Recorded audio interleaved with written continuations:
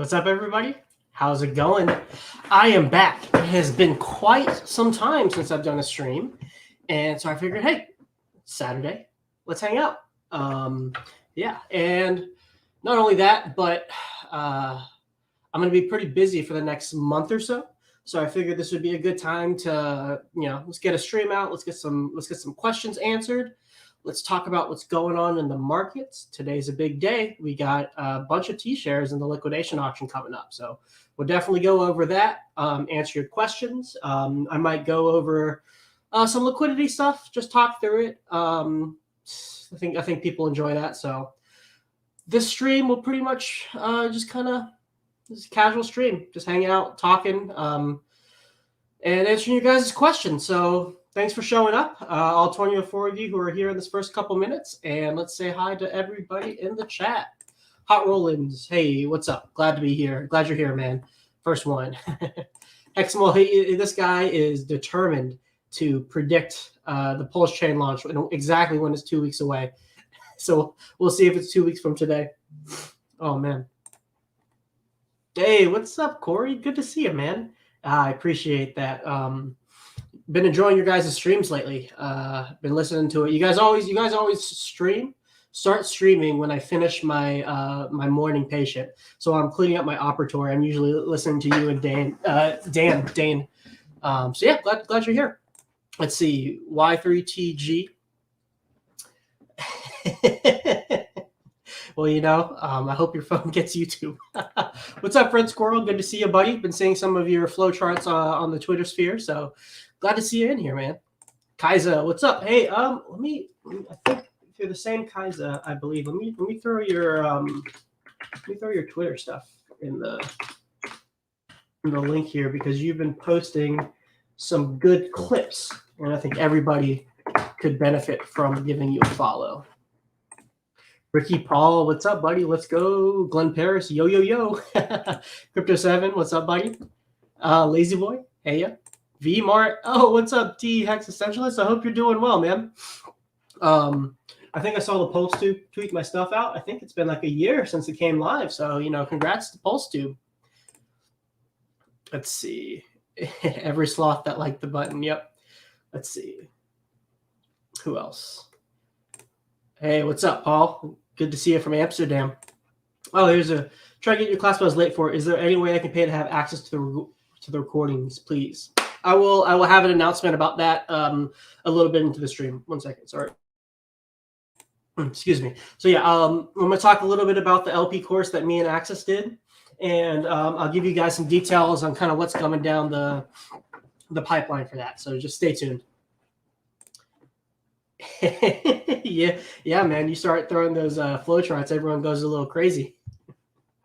I'm excited to build all the stuff with you and Neil for T-shares. I think us three have a pretty good lockdown on strategies once Tetra goes live this summer, and I'll definitely be talking a little bit about Tetra on this stream too.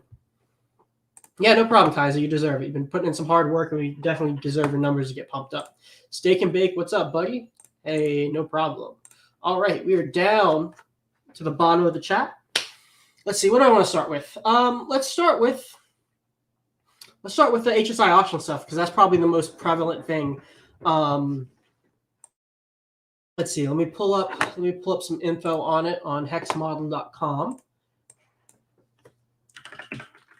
and we can see what the opportunities are that are available to us.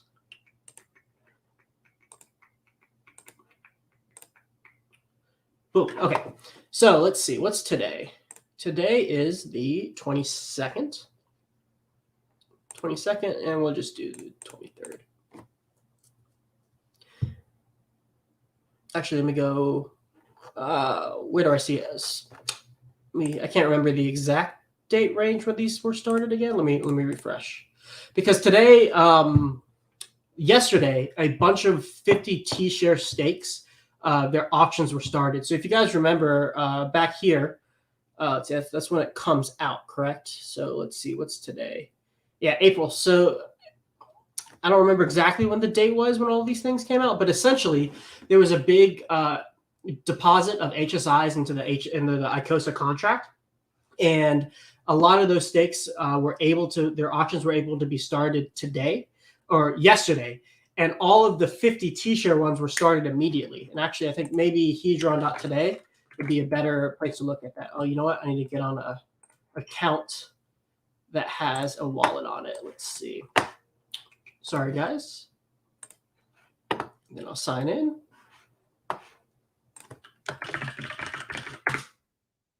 There we go.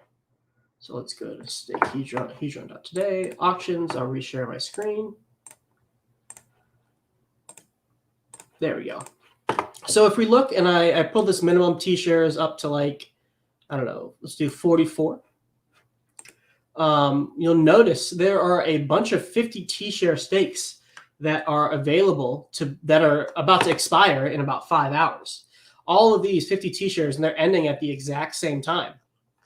So that's pretty exciting. In a couple hours, there's going to be a lot of opportunity to get really cheap T-shares, especially because a lot of these, because they're all ending at the same time, right? So because they're all ending at the same time, there's a bunch of chaos that's going to be happening and a bunch of bidding, and maybe some of these will go for super cheap.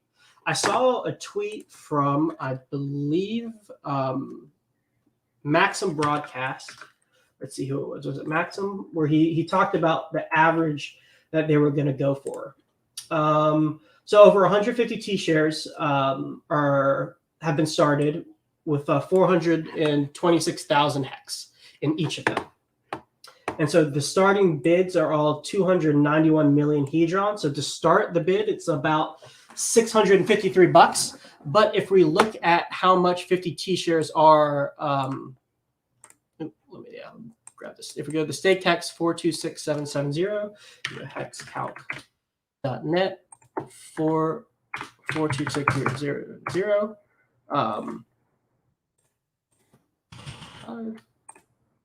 Right now, each of these cost about, let's see, where's the number? Well, I just do the calculation this way. So 6 cents times this. So each of these costs about $26,000 to make, and it costs about $653 to start. So there's a huge delta there in terms of like the deals that you are potentially able to get.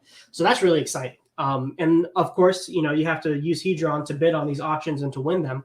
So because of that, that's a lot of Hedron being burned.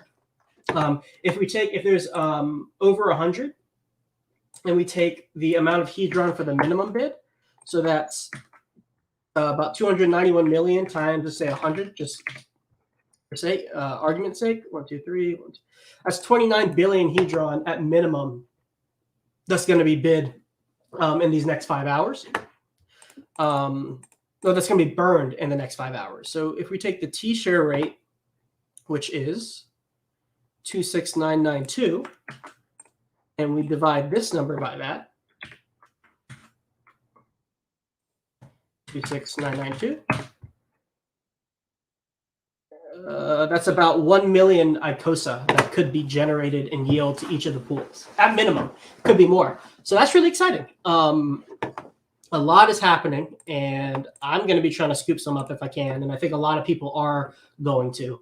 So yeah, you guys be aware of that. And if you want, on lookintehedron.com, you can at least see the deals on the first 6 of them.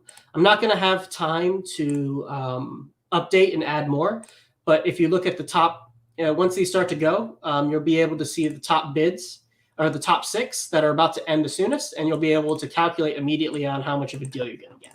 So try to utilize that tool tonight when these auctions happen in about 5 hours. So that's about 8 p.m. EST, 8:15 EST.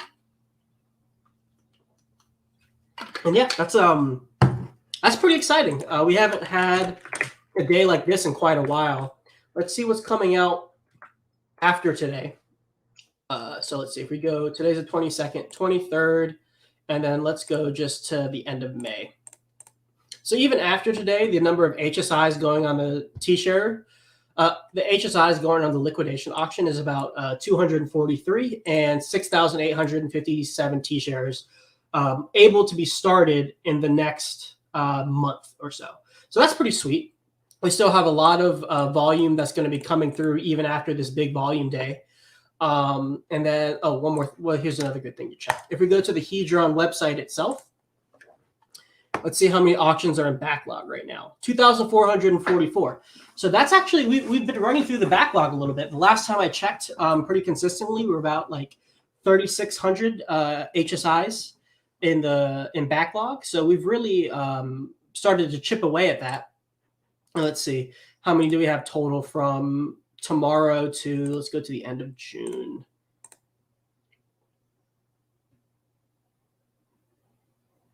So we have 310 till the end of June, and I think that's about the max that it goes to. I don't think anything is coming out in July quite yet. Let's see.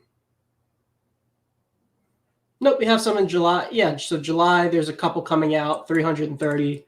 Let's see. Yeah, so July 20th is the latest we have data on in terms of like people recycling the auction. So I think that's like 3 months from a couple days ago when this data was last updated. So we have 330 and we have 2,444 in backlog. So we've actually been eating through the backlog pretty well. We're going through HSIs faster than they're being replenished, which is to be expected with where the hex price is and the ICOSA price specifically. So there's less incentive to recycle them because the ICOSA price is lower. And because the ICOSA price is lower, if you're exchanging your HSIs for ICOSA, you're losing some dollar value when you do that. So right now we're just working through them. And then actually, if you notice, a lot of these are like in the B share range. Not too many are in the T share ranges that when I last checked. Let's see. This is really great because you can filter. So if we look at some that are at least, let's see, 1.3 T share. Oh, liquidations, that's better. 1.3 T shares. Let's go here to 1.3. Come on. There we go. 1.3 T shares. So we still have a decent amount. All of these are at least 1.3 T shares. And these haven't been started yet. So there are still a decent amount of them that are at least a T share. And when I think about like, what's a good sized HSI to have? At least one T share is pretty solid if you consider where the trajectory of the rarity of T shares and where it's going. So like a lot of these aren't really super viable or like really attractive because we have so many double digit, triple digit T shares that are at least on somewhat consistently being put through the auction house. Once we start to see higher hex prices, so let's just say $1, for instance. And so if hex is $1, each T share is $26,000, almost $27,000. And if we look for a 5555 T share, 26992 divided by 3. That's each T share would be worth about $9,000 at $1 hex at the current T share rate. So a lot of these ones that are in backlog that are less attractive to most people, they'll become more attractive as the hex price starts to move up in price. So I like that we have that backlog of smaller HSIs because that means we have a buffer once prices start to go higher for demand to go into these auctions. And, presumably that'll put some demand on the Hadron chart, or at the very least, it'll cause people to burn more Hadron to get these lower T-share HSIs. So like if the hex price goes up, but the Hadron price stays the same, well, the T-shares are worth more because the hex price has gone up. But it takes more Hadron because the Hadron price has stayed the same to get the same discount, same like say 50% discount on the HSI auction. It takes more Hadron. So more will be burned in the specific scenario, meaning more ICOSA yield, which is great for everybody who's staking. But not only that, it increases the burn rate of Hadron, which decreases the number of coins that could potentially be sold.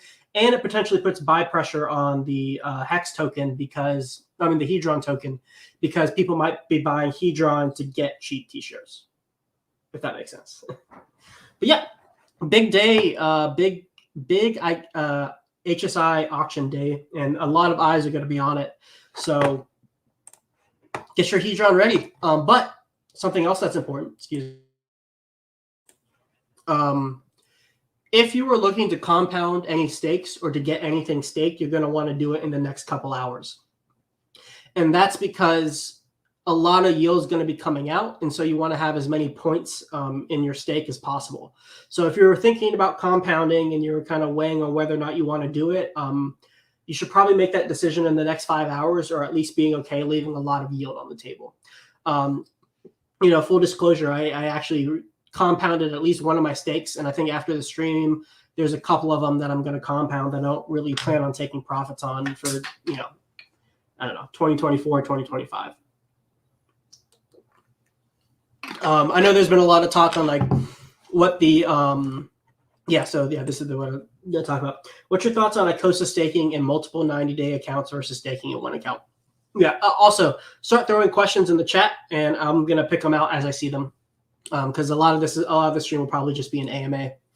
Also, what's up, Funk Master Hex? Good to see you. And Piers, what's up, buddy? Good to see you. I hope you've been well, man. I haven't talked to you in a bit. All right. So, what's your thought on ICOSA staking multiple 90-day accounts versus staking in one account? So, yeah, this has been a big conversation that's been going around in the Hadron ICOSA streams lately, and shout out to Crypto Kong. He's been doing a lot of work in terms of some of the math behind why compounding might be better than not compounding. I haven't really formed a definitive opinion on all of this. I'll go through the pros and cons first, and then I'll tell you a little bit more about my personal opinion. So when you're staking in multiple 90-day accounts, let me pull that up on Hex Model. Shout out to Dev Huey, by the way. Definitely consider subscribing to his pro membership. Support him. Get some good data. I've purchased it, and I like the stuff that he's been producing. So definitely consider giving him a follow and your support. Okay, so if we look at real quick, what do I mean by compounding? It's ending your stake, taking your yield, and then restaking your principal and your yield, whether it be in a single wallet or multiple wallets. So that's what we're talking about when I mean compounding. Ending a stake and then taking all the coins that you have and restaking it. Okay. So if we look at ICOSA staking, a 90-day stake, which is like a squid level stake, you can only stake 385 tokens. And then after that, you get a 180-day stake. And so if you're looking to do this 90-day compounding strategy, that's been pretty popular amongst a lot of people lately. Just know that each of those wallets can only have 385, really 384 if you want to be safe. And that's dependent on the ICOSA supply. So actually, if you notice, before it was around 400 something, you could get away with 400, but now the ICOSA supply has gone down. So this used to be about 90.2, and now it's 91.4% stake. So more people are staking their ICOSA recently. And if I had to take a guess, it's probably in anticipation of the yield that's going to be distributed in the next day. But when you're staking in multiple 90-day accounts, one benefit you get is taking the yield that you accrued over the previous minimum stake length, and you are now making those coins productive for you. So when they're sitting as your yield, they are not earning any interest, but when you claim it, restake it, they now are earning you interest. And so the idea is to increase the amount of coins that are being productive for you so that you can increase your yield over time. And the ICOSA yield is pretty impressive. The last I checked, it was still solidly in like three-digit APR. And so the more coins you can yield on a three-digit APR, the more coins you'll have in the end. Now, the flip side to this is that you have more wallets you have to account for. So say you have 4,000 ICOSA stakes, 4,000 ICOSA tokens. Well, then if you want 90-day stakes, you're going to need at least 10 wallets for that. And so first, that takes time. You have to go through, start all the stakes, and end all the stakes. And then second, it's more gas fees. So every time you compound, it's 2 gas fees. It's ending the stake and then restaking everything. So if you have 10 wallets, that's 20 transactions and 20 gas fees you're paying. Versus if you only did 1, that would only be 2. So the 10 wallets versus the 1 wallets are paying 10x the gas fees.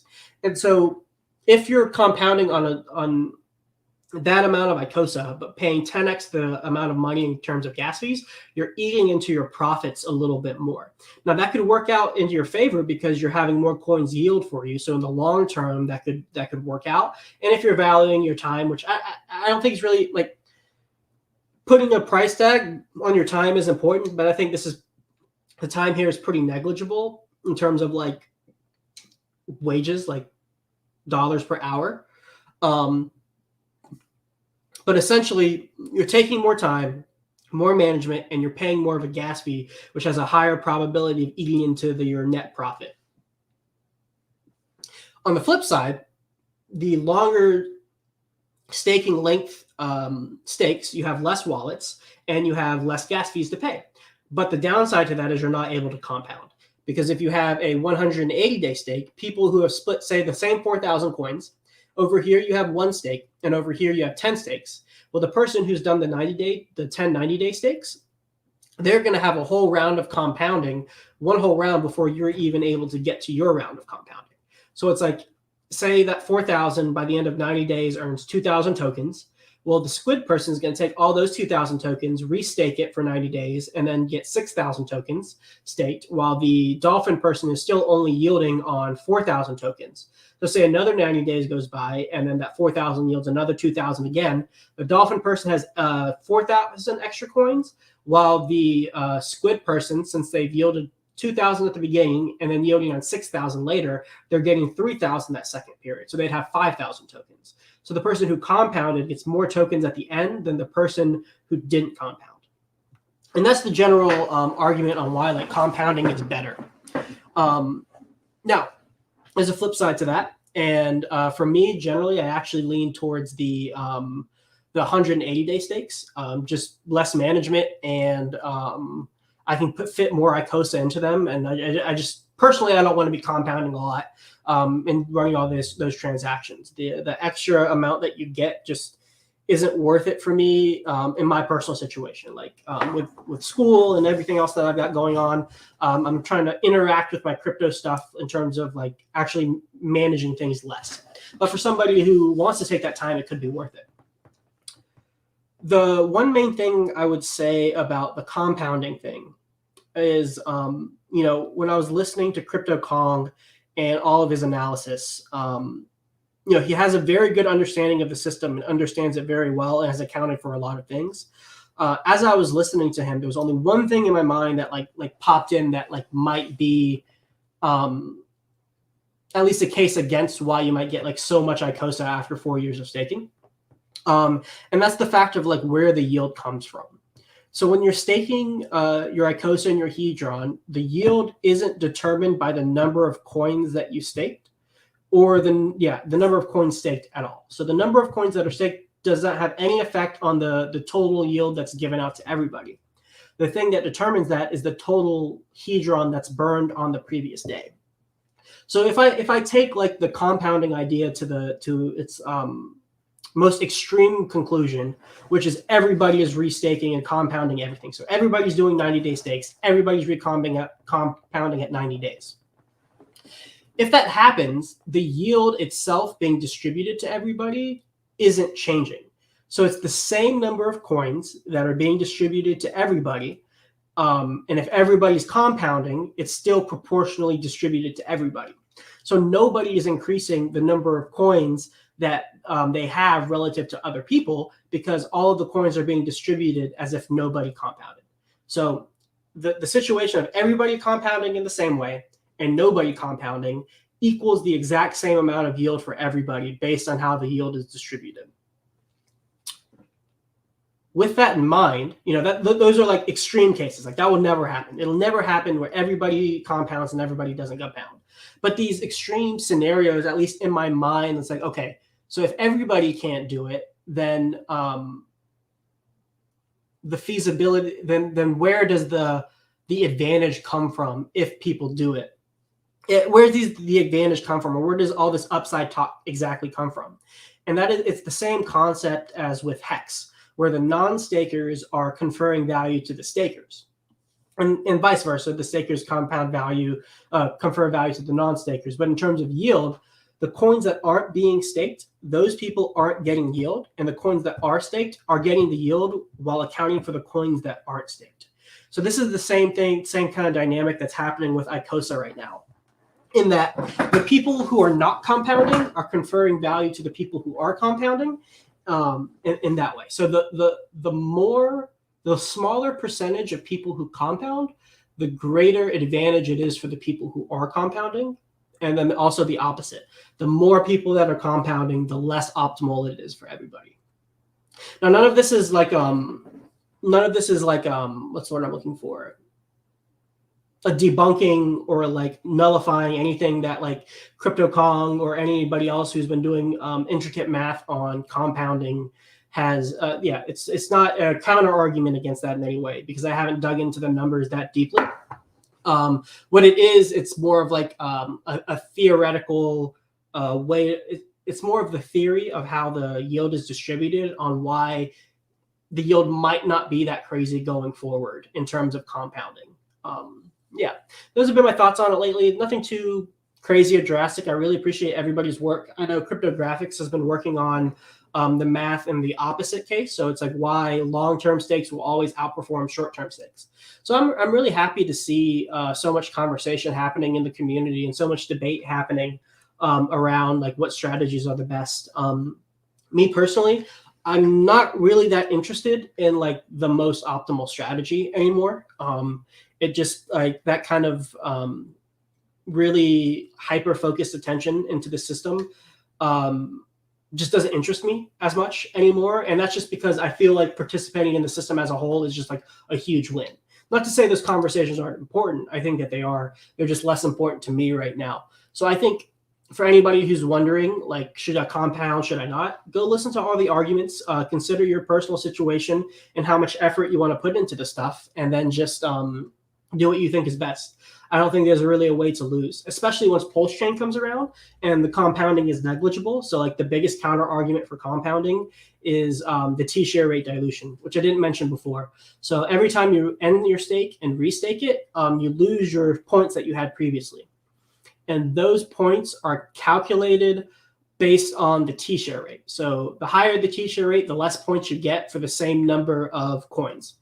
And so if the T-share rate has gone up high enough and the coins you are restaking don't outpace the T-share rates the T-share rate increasing, then like compounding actually could be worse. You could actually be getting less yield than if you didn't compound.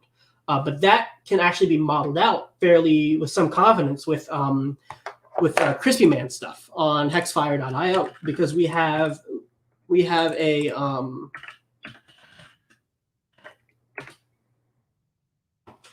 projected T-share rate graphs. So you can, at least with some degree of accuracy, predict what the T-share rate might be over time, and then basically juxtapose the yield of ICOSA if you make some assumptions on like the average yield over time, and see like if compounding is outpacing the T-share. But yeah, so those are all my thoughts on compounding and everything. Nothing revolutionary, nothing that really like moves the conversation forward, but I'm sure some of you guys might be interested in what I've been thinking about. Okay. Hope that answers your question, Kai. Kaiza. All right. Peso Dude, what's up, buddy? When are we going to see more Tetra strategies from you? I have a couple out. If you go back to like my Fiat and Famous stuff, I have some stuff there. Maybe after this, I'll grab all the flowcharts that I have and I'll post them up on Twitter. I haven't been making Tetra flowchart strategies as much, just because I don't know why. It's just I'm waiting for the thing to come out. Not to say that the flowcharts aren't valuable, but like to me, I don't know. It doesn't seem like I don't know. Unless I have a really good idea that I want to get on paper, it's all pretty obvious in terms of like you just take the mechanics of one system and you hook it up with the mechanics of another system, or anything that you do, you just like form it that way. So like I'm not really interested in making flowcharts necessarily, unless I get an idea that I just want to get down on paper. All right, guys. Let's pull this down. All right, I got a special guest in the house today. You guys ready?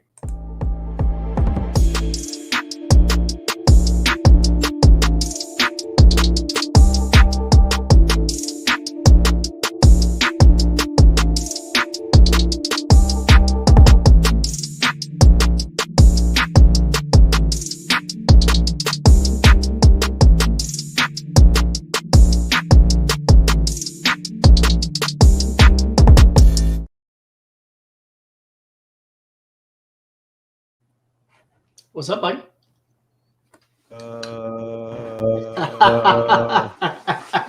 Good to see you, man. How you doing? Hey, I was listening in. I was just looking for that good place to slide in. Yeah, I think that was perfect. I like that. I like that I have your intro on my StreamYard stuff. I think that was a lot of fun. That was a nice little treat. Yeah. How you doing, man? Good. How's everyone doing in the chat? Yeah, that's it. Impromptu pure alpha. That's right. Well, because Yeah, we're gonna be busy, outside. We might not be able to get our normal viewing hours in. So now, yeah, it's good that we're actually, getting in. Oh, I'm too quiet. Hold on, let me try this once.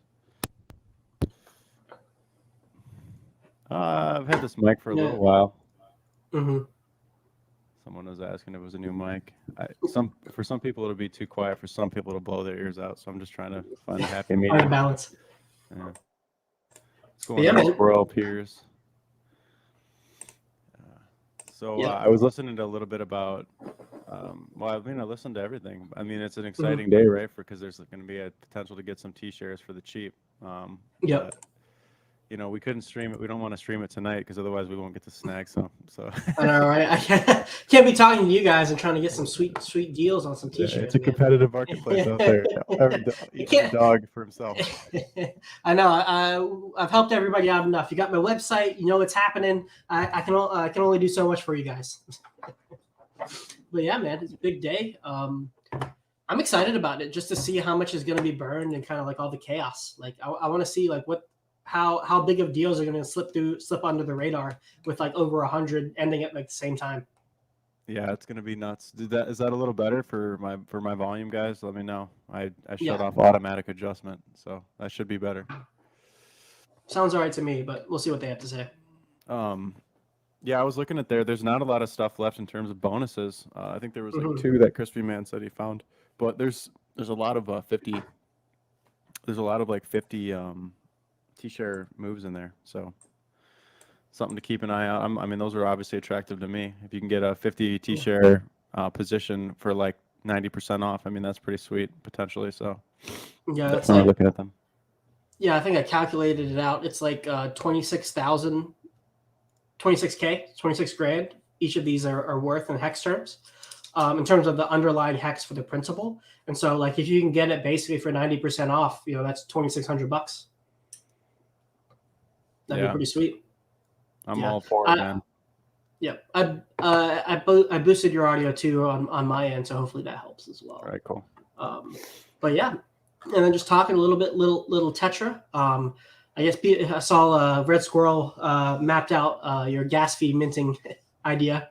Yeah, the most simplistic use of a script, right? But it's useful though for those of us that don't want to, be worried about the gas all the time. Maybe there could be a script that can just check for the gas for you, right? Yep, and that's that for anything you want to do, whether it's your hex stakes, your Hedron Icosa stakes, literally anything that you're looking at, like the gas fee to execute a transaction, you can just automate it like yourself with Tetra, because chances are people probably aren't going to build the exact strategy you need. But the interface supposedly is going to be very user friendly and very simple to use, so anybody can make their own stuff. And hey, the token's been doing not too bad, if I do remember. Let's pull it up. Sure. Let's see if I can get it pulled up. It's coming into some support right now. We'll see if we can get a bounce off that level. There's not a lot of volume on the pair. Pretty small. I mean, there was like a $36,000 buy, I think it was. Okay, this is saying that there was a $50,000 buy candle here. It did like 68%. On one buy order. So, and everything since then has just kind of been a sell-off, kind of coming back into support. Yep, right there. So I would say for the Tetra token, kind of the fundamentals around it right now is that only 10% of the supply is out, and it's in a V2 pool. So in terms of dynamics of how the liquidity moves,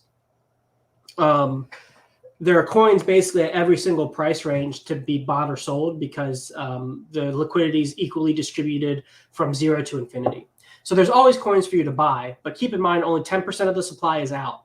And because there's only so many coins in the liquidity pool, the slippage is going to be higher and higher as you go up and up. So I would if you didn't get an airdrop and you're looking to get a position now, like I would just be cautious, and it might be better to wait till all of the coins are out and seeing how that supply release shakes out in terms of price. Yeah. I mean, I'm obviously personally not a buyer here if there's 90% of the supply is not on the market, right? Yeah. So I mean that should be relatively easy to understand. If there's a shortage of supply, but the only 10% is available, then you just wait for the new supply to come on the market, and then you just try to capture any of those downsides. Yep. And like just for people who don't know what the token does is whenever you run a script on Tetra, every time a transaction is executed, there's a 0.5% fee associated with that are paid in stable coins. And those coins are distributed both to the Tetra stakers, and I believe there's also a cut that goes to the strategy maker if you're using a community script. So it's just a fee. It's a fee generating token based on the success and the volume that's being done with the system. Yeah. So it's like it's a payback mechanism, guys. So it incentivizes users to come in and write cool scripts. Yep, exactly. And incentivizes us to go shill it basically because the more we shill it and the more people use it, the more money we make as stakers. So yeah. And I can see that there's be a lot of potential there as long as you're writing secure scripts, and then whatever wallets you're tapping into to make the script run is secured as well. Then you should be in a good position to have something valuable. Obviously, the future of DeFi, right? You think about what that could look like in 10, 20 years. Like you're going to be using scripts to automate a lot of the processes on the blockchain, especially when the blockchains are getting faster and cheaper to use. Yep. So exactly. I really see it being really useful and viable on Pulse Chain.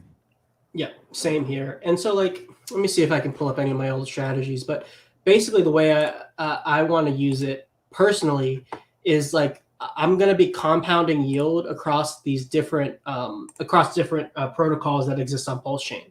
So there are multiple fee generating platforms. Like a big one is going to be like the PH ecosystem.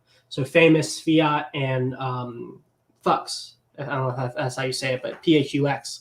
And so I'm going to try to get positions in all of those tokens, and then I'm going to funnel my yield into like one specific yielding pool. So like I take all my PH ecosystem stuff and I funnel it into like the, say I buy loan with it and I funnel it into liquid loans, for example. And I'll do that until the dollar value gets high enough where I can fold that yield into somewhere else.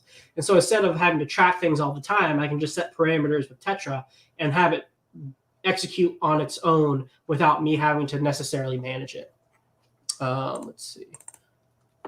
Yeah, here's something. So here's the inflation one for the PH ecosystem. And that is like I just take my yield from Hexahedron and Icosa and I deposit it into the Famous pool. And so what they do is you can provide liquidity to their protocol for other people to leverage trade with. And so you earn protocol fees for doing that. But also the PHLP is a token in of itself that can be put into fiat. So the PHLP token can earn fees, and then you can deposit that into fiat to earn fiat fees, and then basically using that different loops on where to put that yield. So here's for those who are asking, here's one of my scripts. Let me think. What else is there to say with that? There are some risks with it. Like when you automate anything, like obviously like some weird black swan event happens or like some bug in the way that like the code is like the way your flow chart is designed, something undesirable might happen. So you just have to be careful with that. Yeah, undesirable is then you get your entire wallet soaked up by a bot. No, I'm just kidding. Yeah. Please no. This fucking Pepe coin's going to the moon. What the hell's going on, bro? I know we don't use coins, but this thing is still not done. Dude, I bought a little bit last night. I was scrolling through Twitter and there were memes. And I'm like, oh, I like these memes. Okay, I'll get some. Like Pepe is like the most iconic meme of all time. So it's like, I mean, that's the perfect meme to revive. And now they did it, and they used Uniswap V2 to tie the LP together. And I just can't even believe my eyes right now. This thing's going up to tap the all-time high again. I thought, you first see something do stupid amount of X's in a couple days. You're like, okay, it's probably over. And then I was looking around. I'm like, I don't think this is over. I don't know. I don't know what's going to happen with it. But I was like, you know what? I need a little bit of exposure just in case. Yeah, it's kind of silly how high this can go right now because it didn't break down. Yeah. Mhm. Well, here's another thing. I was looking on Etherscan. I think there's only 35,000 holders. It's not a It's lot, dude. small. That's not a lot. It's still like actually pretty early, despite doing thousands of X's in a couple days. And I'm it's really doing impressed. $16 million of buy volume a day right now. We didn't even get that Yeah. high on Hex, I don't think. Maybe one day we Yeah. had a $20 million day, but yeah, generally, yeah, Hex doesn't see these kinds of volumes. So Yeah. I mean, it's crazy how these memes work. They just come out and then they catch fire, and if it's done right the first time, it can really go viral, and that's exactly what's happening with this one. It usually happens Yep. at a local top though, so keep that in mind too. Yep. Now you're going to see all the spin-offs come out, and like when Dogecoin went viral, and then all of these spin-offs came out, but only Shiba Inu lasted, right? Yep. So Exactly. it's like close your eyes, throw a dart, maybe it'll Yep. hit. Maybe I saw a TikTok of somebody crying because they bought Pepe like 200 bucks of it, and then it went down like 60% or like yeah, and then they or it went down like 20% or something, and then they sold it, and then 4 days later it would have worth like $1.4 million. And I was just shaking my head. I'm like, you only put $200 in, and you sold at like a couple percent loss. Like you just did not make like playing the meme game. It's like it's all or nothing. It's going to zero or it's going to the moon. Like it didn't make sense. Like why this person even thought to sell it. That was strange to me. 100%. I agree. Everything you just said makes sense. It's like most people miss the opportunity because they're not willing to put in 100 or 200 bucks. But if you're going to have the nuts to do that, be willing to lose that money and let it ride. Yeah. Yeah. You know. So he said he paid like 60 bucks to buy it and 60 bucks to sell it based on gas fees. So he basically lost 100% just going into it and out of it, and then missed the whole run up. I'm like, God, why? It's like just let it go to zero, man. Yeah, just let it fly with honor, for God's sake. Yeah, just take the L, man. Don't take this big the even worse L. Yeah. And I mean, like, dude, that fucks with you psychologically, man. Like you had the bag, you had it in your hand, and you fumbled it literally in a day. Yeah, that's why I think not to get too sappy on us, but that's what makes Hex so awesome is that it does make you lock up your coin, or it doesn't make you, but it incentivizes you to lock them up, and then you get all these other rewards too. Right? You get the Hedron and everything else. So. Well, I have the same mindset for like the Hex Hedron Icosa system. Like I've definitely gone harder than like 100 and 200 bucks, but like it's kind of an all or nothing thing. Like I'm not going to be selling even like from now another 70 to 80%. I'll probably, if it goes down like a stupid amount more, I'll pump up my bags one more time just to lower the cost average and let the chips fall where they fall. Like, the upside of this stuff is so crazy over time. Like I could never forgive myself if I sold out. So I just have to eat any losses. And those losses could like be zero, like it'd be 100%. Like it's perfectly possible. And like you just have to be okay with that when you're in crypto, or not put any more money where you're not okay with that. Yeah, I mean, think too that this Pepe coin's getting forked over to Pulse Chain too. So it's like we don't know what's going to happen in terms of if maybe there's an angle there to play on Pulse Chain, like to get the energy behind Pepe on the Pulse Chain, right? Yep. So something to think about. I did. So I'm checking it right now. If you want to pull this chart up, it's up 3.1 million% from the beginning. And so if I zoom into like an hourly chart, it'll blow your mind.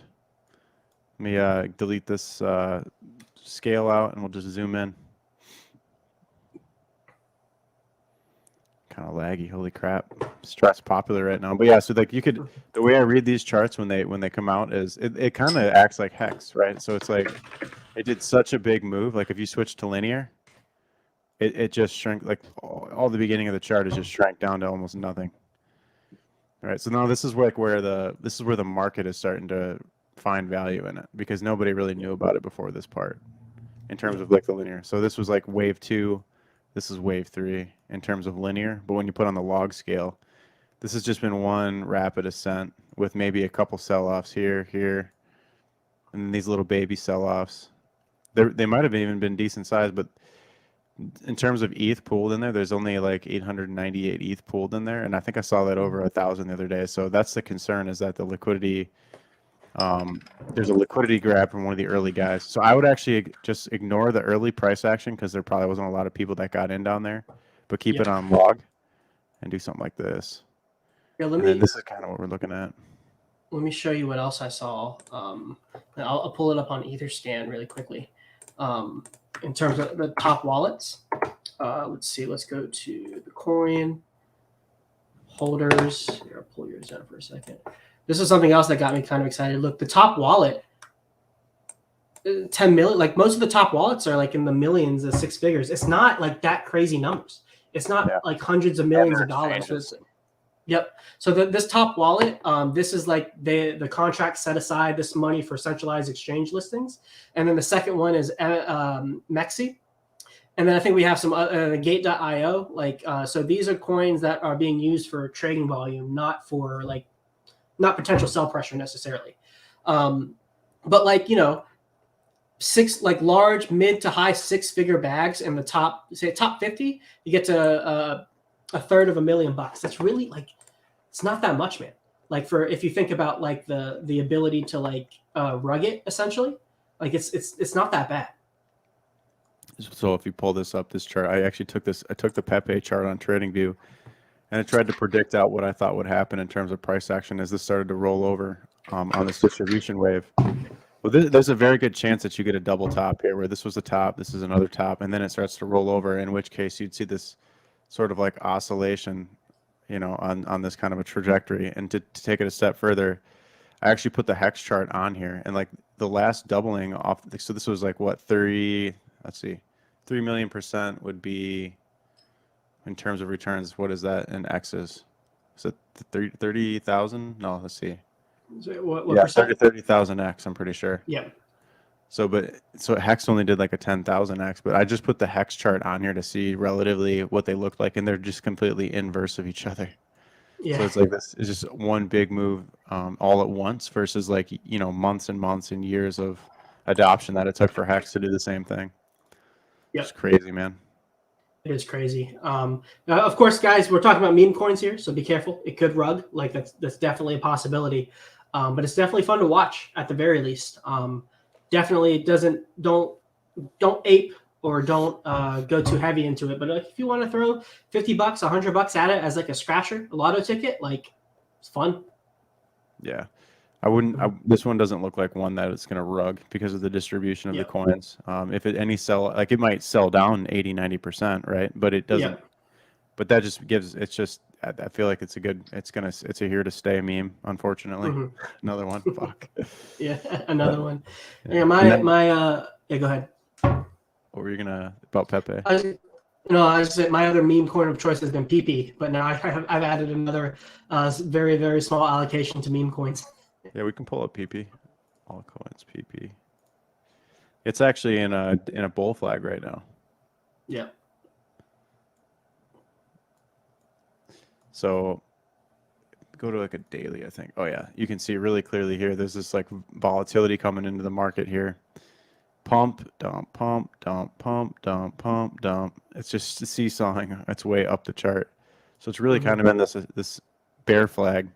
And I do see this thing breaking down more than anything, just because it's had 1, 2, 3 tests of the high, triple top, and it keeps trying to break up and out, and it's such low, thinly traded. Like you're talking like, what is this total 40 grand in here?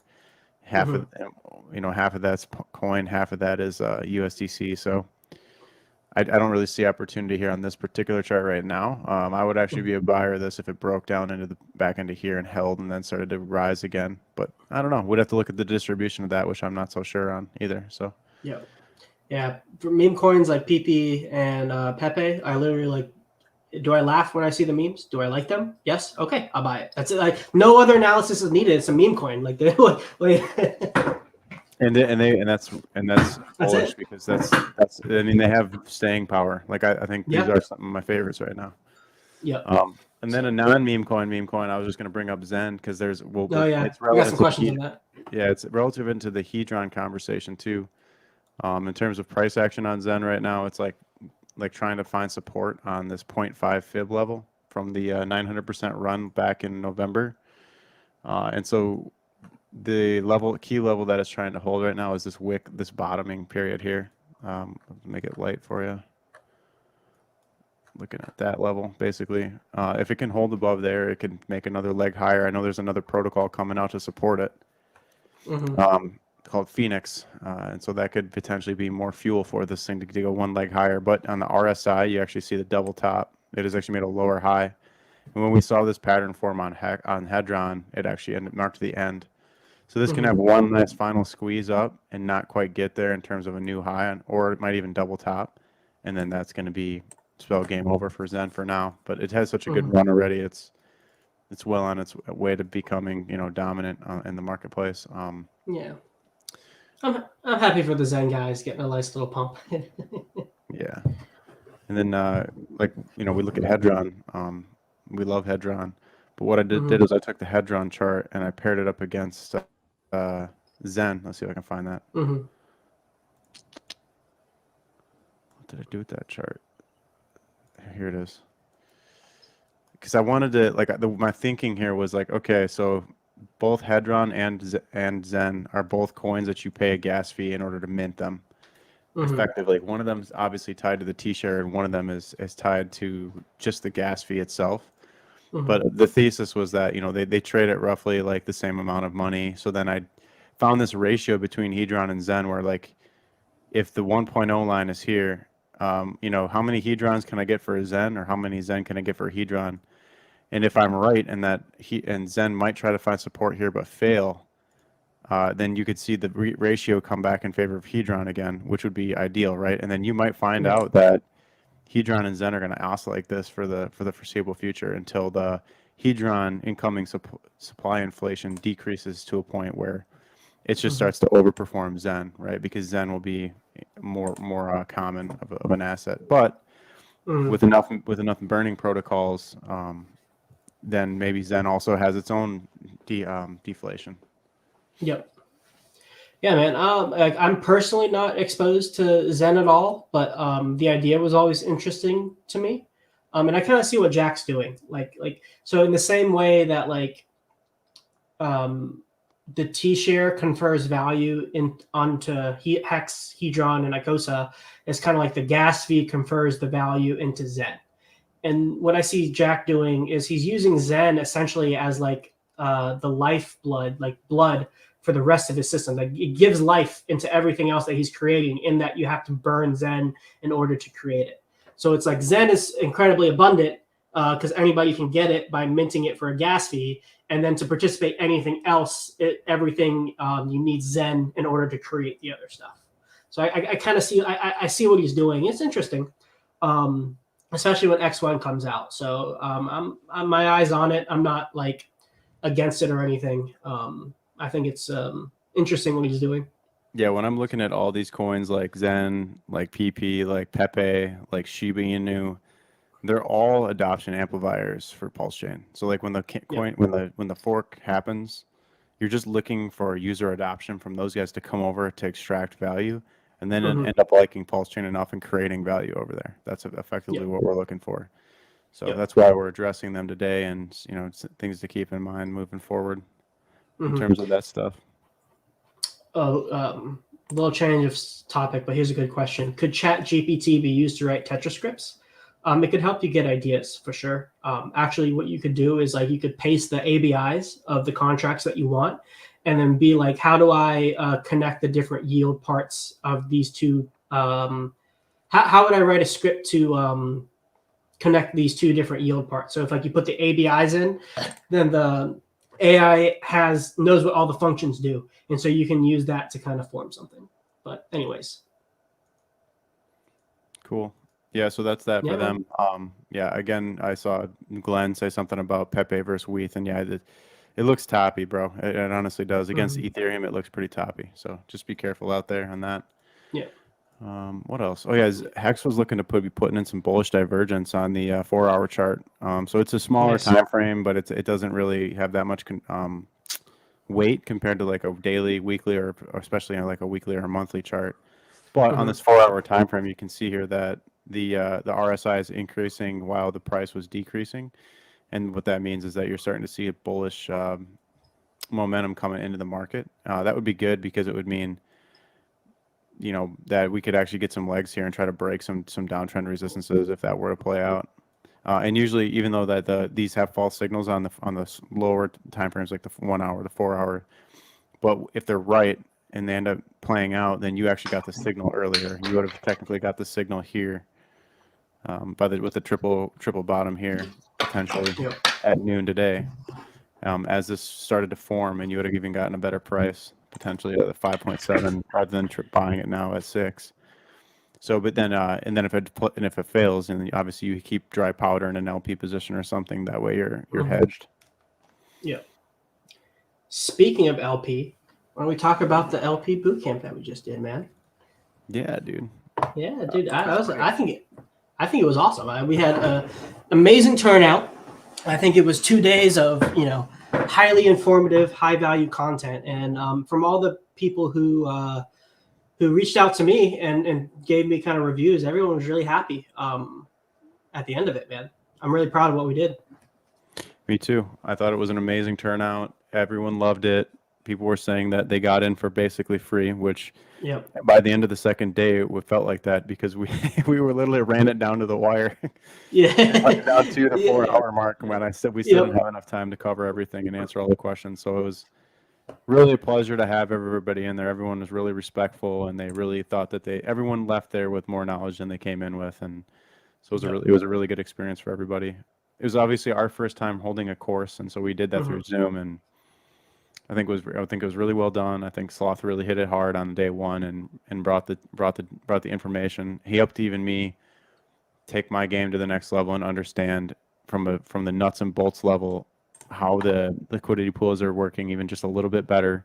Stuff that I had known intuitively, but then I could actually have the equation behind it to understand what was happening, and then to really understand the difference between Uni V2 and Uni V3.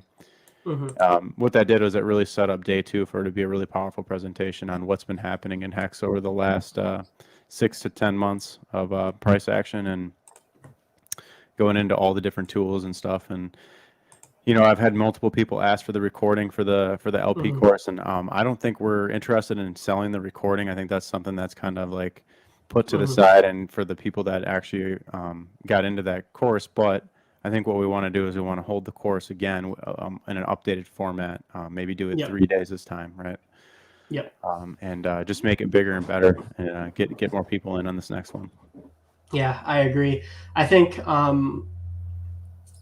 you did a really good job the second day. My goal was really to try to set the stage for you to knock it out of the park, to give all the really good fine details in terms of what's been So the thing that I thought was the best about your presentation was like the walkthrough you did of Hex liquidity and price over time, and how the two related to each other, and how things shifted over time, affected price action and whatnot.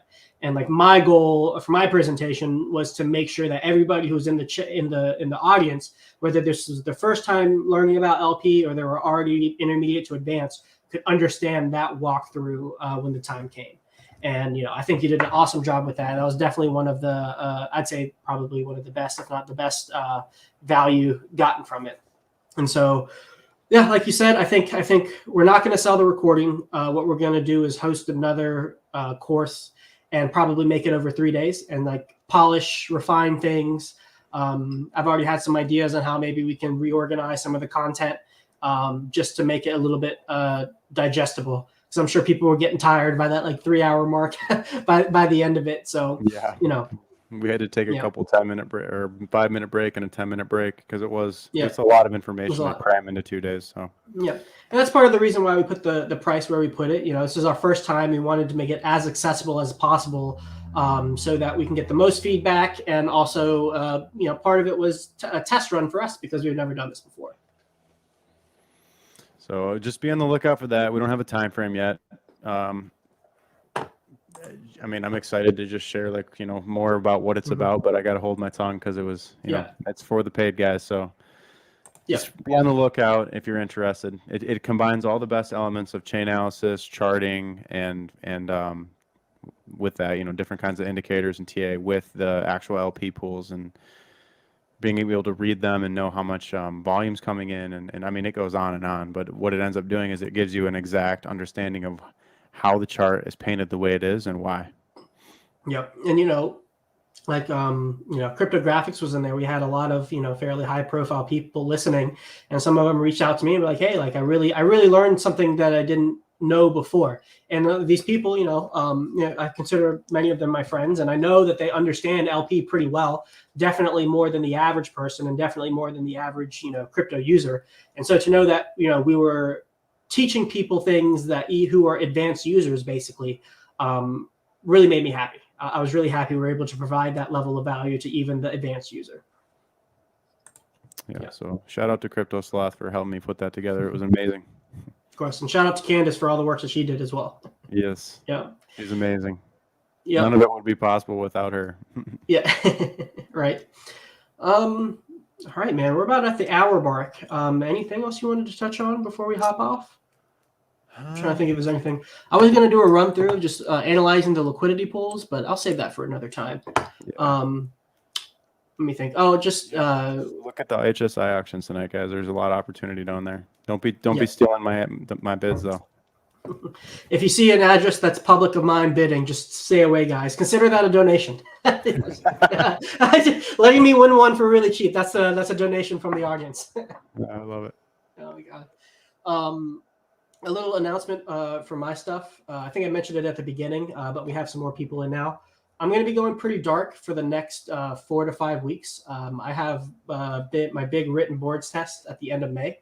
So I'm not really going to be streaming or kind of around as much. I gotta hunker down and get that material in my head so I don't have to take that test again. So, I may pop on, do an impromptu stream maybe once a week at most. And of course, me and Axis will probably do at least one pure alpha in that time frame too. But just a heads up, I'm going to be a little dark for the next couple weeks. Yep, May's going to be crazy, so I'll be working on content and providing for the pro members, and I'm also going to be traveling to try to keep the networking game up and making sure that we're on the edge of everything and knowing what's going on in the ecosystem. So, yep. If I'm not streaming as much, that's what I'm up to. And these pullbacks in Hex, they're good times to take advantage. Nobody wants to buy something at 13.5 cents when they can get it at 5. So instead of looking at it as a negative, look at it as a positive, right? And know that the maximum downside is the previous low, right? It's 0. Yeah. Let's be honest. You put some stink bids down there at sub penny, maybe something would hit on one of the shallower pairs. So, But hey, the work Crispy's been doing is showing, there are fewer and fewer coins, fewer and fewer actors who can push price down like that. And we saw it when price was down there, like even back a month or two ago when we were down at that 2-3 cent range. There really was people were not able to push the price down as much as they might have liked to. So right. Everyone wanted 1 penny, but we didn't get there somehow. So I think there's enough ammunition on the side that you start testing those lower limits in terms of what the anchored position of the LP is sitting at between 3.2 and 5.4 cents. You start pushing down into there, and it's going to be time for some whales to absorb huge amounts of the supply. It only takes a whale, like a Genesis ETH whale. It only takes like a couple $1 million to absorb hundreds of millions of hex. So you're really fighting with time. Yep. You better have some deep pockets in terms of hex if you want to, and some big friends too, if you want to push the price down that far again. Yep. And that kind of opportunity that's around for the larger, like say ETH Genesis whales who want to enter the system, the opportunity to acquire hundreds of millions of hex in this way will not be around forever. Yeah, it's almost done. As a matter of fact, I would be comfortable enough to say that this year is probably the last year that a whale is going to be able to buy 150 million or 200 million hex in a week or so without going off to an OTC and do a deal with somebody behind the market. Yeah, exactly. So I mean, like we've been saying, risk is to the upside. We've already had that huge move coming out of here. Matter of fact, if you just want, last thing we'll show before we top off was the just the pumps here. I did the tweet the other day, but it's a good one. So this is just all the pumps since 2021, man. This first one on the left, that was from 1.3 cents up to 56. This wasn't even 50. This was up to 10 cents. So this was during the run up from the 1.3 cent bottom all the way up to, was it like 21 cents, and then it retraced back down to 12. That's that pump. And then 2021 part 2 was the actual move to the all-time high. And this is when $500 million came into the asset, from 20 cents up to like, or was it maybe 16 cents all the way up to 56 cents. Then we started the bear market, and then we had a pump for the pulse XAC phase, and then we had a pump when we broke down in summer of last year, and that was like the weakest one, but that was from 3 cents to 7 cents. But most recently, we've just had another amazing pump. So this is the start of what's to come, right? So just be excited for that. And even if we get another one of these, man, we're going back to all-time highs. So we're basically heading into that territory now. But the thing is, we've done it once before. We got a lot of hype coming in. A lot of meme coin money's coming into Pulse Chain. So that rising tide is going to lift all ships, and we're going to be off to a new all-time high sooner than rather than later. About to get that dog money and that frog money. And with that,